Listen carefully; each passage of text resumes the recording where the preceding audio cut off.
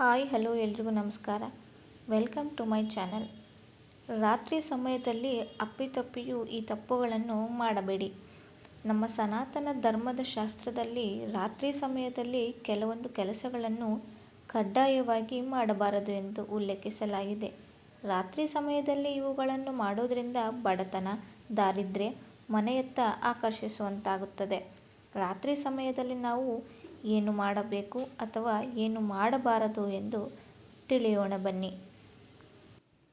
ರಾತ್ರಿ ಸಮಯದಲ್ಲಿ ನಾವು ಈ 5 ಕೆಲಸಗಳನ್ನು ಮಾಡಿದರೆ ಬಡತನ, ದಾರಿದ್ರ್ಯ ಸ್ವಯಂಚಾಲಿತವಾಗಿ ನಮ್ಮತ್ತ ಆಕರ್ಷಿತವಾಗುತ್ತದೆ.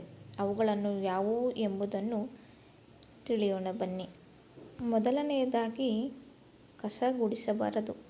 ಶಾಸ್ತ್ರದಲ್ಲಿ ನಾವು ಮನೆಯನ್ನು ಸ್ವಚ್ಛಗೊಳಿಸಲು ಬಳಸುವ ಪೊರಕೆಯನ್ನು ಲಕ್ಷ್ಮೀದೇವಿಯ ರೂಪವೆಂದು ಪರಿಗಣಿಸಲಾಗಿದೆ. ಈ ಕಾರಣಕ್ಕಾಗಿ ರಾತ್ರಿ ಸಮಯದಲ್ಲಿ ಮನೆಯನ್ನು ಪೊರಕೆಯಿಂದ ಗುಡಿಸಬಾರದು. ಈ ಸಮಯದಲ್ಲಿ ಪೊರಕೆಗೆ ವಿಶ್ರಾಂತಿಯನ್ನು ನೀಡಬೇಕು. ಒಂದು ವೇಳೆ ನೀವು ರಾತ್ರಿ ಸಮಯದಲ್ಲಿ ಪೊರಕೆಯಿಂದ ಮನೆಯನ್ನು ಗುಡಿಸಿದರೆ ಲಕ್ಷ್ಮೀದೇವಿಯು ನಿಮ್ಮ ಮೇಲೆ ಕೋಪಿಸಿಕೊಳ್ಳಬಹುದು. ಇದರಿಂದಾಗಿ ನಿಮ್ಮ ಮನೆಯ ಸಂಪತ್ತು ಕೊನೆಗೊಳ್ಳಲು ಪ್ರಾರಂಭಿಸುತ್ತದೆ ಮತ್ತು ನೀವು ಬಡತನದಲ್ಲಿ ಸಿಲುಕಿಕೊಳ್ಳುತ್ತೀರಿ. ಎರಡನೆಯದಾಗಿ, ಹಣದ ವಹಿವಾಟು ಮಾಡಬಾರದು. ಧರ್ಮಗ್ರಂಥಗಳ ಪ್ರಕಾರ ರಾತ್ರಿ ಸಮಯದಲ್ಲಿ ಯಾವುದೇ ವ್ಯಕ್ತಿಯು ಸಾಲ ನೀಡಬಾರದು ಅಥವಾ ಇನ್ಯಾರಿಂದಲೂ ಸಾಲವನ್ನು ಪಡೆದುಕೊಳ್ಳಬಾರದು ಎಂದು ಹೇಳಲಾಗಿದೆ. ನೀವು ಇದನ್ನು ಮಾಡಿದರೆ ಅದು ಹಣದ ನಷ್ಟದ ಸಾಧ್ಯತೆಗಳು ಹೆಚ್ಚಾಗಲು ಕಾರಣವಾಗುತ್ತದೆ.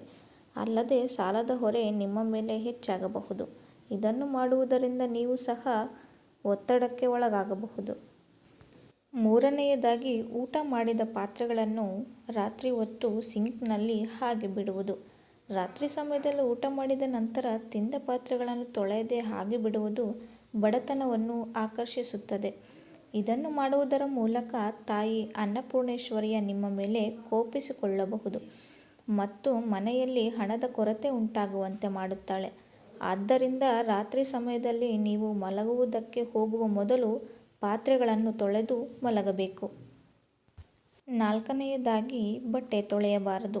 ಶಾಸ್ತ್ರದಲ್ಲಿ ರಾತ್ರಿಯಲ್ಲಿ ಬಟ್ಟೆಗಳನ್ನು ಒಗೆಯುವುದು ಅಸಮರ್ಥವೆಂದು ಪರಿಗಣಿಸಲಾಗುತ್ತದೆ. ಇದನ್ನು ಮಾಡುವುದರ ಮೂಲಕ ಮನೆಯಲ್ಲಿ ನಕಾರಾತ್ಮಕತೆ ಹೆಚ್ಚಾಗುತ್ತದೆ ಮತ್ತು ಇದು ಮನೆಯ ಸಂತೋಷ ಮತ್ತು ಶಾಂತಿಯ ಮೇಲೆ ಪರಿಣಾಮ ಬೀರುತ್ತದೆ ಎಂದು ಹೇಳಲಾಗುತ್ತದೆ. ಆದ್ದರಿಂದ ಅದನ್ನು ತಪ್ಪಿಸಬೇಕು. ಬದಲಾಗಿ ನೀವು ಹಗಲಿನಲ್ಲಿ ಯಾವುದೇ ಸಮಯದಲ್ಲಿ ಬಟ್ಟೆಗಳನ್ನು ತೊಳೆಯಬಹುದು. ಇನ್ನು ಐದನೆಯದಾಗಿ, ಹಾಸಿಗೆ ಮೇಲೆ ಊಟ ಮಾಡಬಾರದು. ಸನಾತನ ಧರ್ಮದ ವಿದ್ವಾಂಸರ ಪ್ರಕಾರ ಒಬ್ಬರು ಎಂದಿಗೂ ಹಾಸಿಗೆಯ ಮೇಲೆ ಕುಳಿತು ಆಹಾರವನ್ನು ಸೇವಿಸಬಾರದು. ಇದನ್ನು ಮಾಡುವುದರ ಮೂಲಕ ಮನೆಯಲ್ಲಿ ವಾಸ್ತುದೋಷ ಉಂಟಾಗುತ್ತದೆ. ಅದು ನಿಮ್ಮ ಇಡೀ ಜೀವನದ ಮೇಲೆ ಪರಿಣಾಮ ಬೀರುತ್ತದೆ. ಇದು ಕುಟುಂಬದಲ್ಲಿ ನಕಾರಾತ್ಮಕತೆಯನ್ನು ಸೃಷ್ಟಿಸುತ್ತದೆ ಮತ್ತು ಕುಟುಂಬದ ಸದಸ್ಯರ ನಡುವೆ ಭಿನ್ನಾಭಿಪ್ರಾಯಗಳು ಉಂಟಾಗುವಂತೆ ಮಾಡುತ್ತದೆ. ನೋಡಿದ್ರಲ್ಲ, ದಯವಿಟ್ಟು ರಾತ್ರಿ ಸಮಯದಲ್ಲಿ ಈ 5 ಕೆಲಸಗಳನ್ನು ಮಾಡಬೇಡಿ. ಮಾಡಿದರೆ ನಿಮ್ಮ ಕುಟುಂಬದ ಕಲಹಗಳು ಹಾಗೂ ಭಿನ್ನಾಭಿಪ್ರಾಯಗಳು ಉಂಟಾಗಬಹುದು. ಐ ಹೋಪ್ ಈ ವಿಡಿಯೋ ನಿಮಗೆ ಇಷ್ಟ ಆಗಿದೆ ಅನ್ಕೋತೀನಿ.